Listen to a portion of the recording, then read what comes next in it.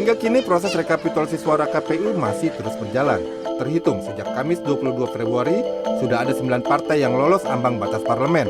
Mereka adalah PDI Perjuangan, Golkar, Gerindra, dan lainnya, hingga yang terakhir adalah Partai Persatuan Pembangunan. Lalu berapakah prediksi jumlah kursi yang bisa diraih oleh partai-partai tersebut?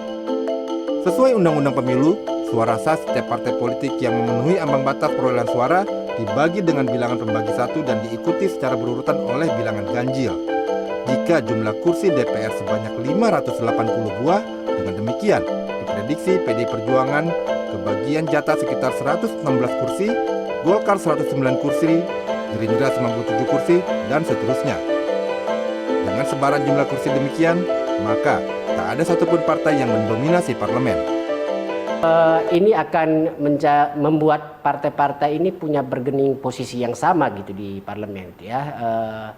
Koalisi atau gabungan partai-partai menjadi sangat penting untuk menentukan kekuasaan mereka atau dominasi mereka saat harus mengambil sebuah keputusan di parlemen nanti. Jadi PDIP tidak bisa jalan sendiri, dia butuh dukungan partai-partai lain.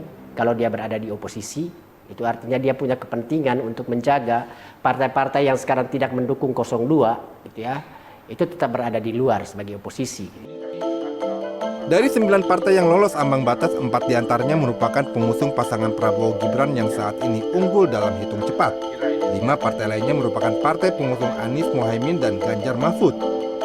Total prediksi perolehan kursi 5 partai ini mencapai lebih dari 300 buah, yang berarti menguasai mayoritas parlemen.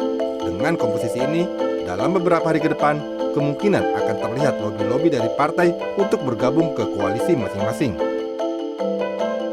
Kira pembicaraan juga sudah mulai berlangsung, tidak hanya yang kelihatan Jokowi dengan Nasdem gitu ya. Tapi saya kira misalnya Demokrat kemarin tiba-tiba masuk kabinet gitu ya. Itu juga bagian dari pembicaraan atau persiapan untuk pemerintahan yang baru yang akan datang gitu. Jadi saya kira di balik layar partai-partai ini, elit-elit partai memang sedang sibuk menakar posisi partai masing-masing di pemerintahan yang baru nanti. Bukan hanya kemenangan pasangan capres dan cawapres saja, koalisi partai-partai di parlemen ini juga nantinya akan menentukan jalannya bangsa. Jika parlemen dan eksekutif sama kuat, maka ada harapan demokrasi masih berjalan dengan baik. Iwan Hermawan, Dwi Ari, Jakarta.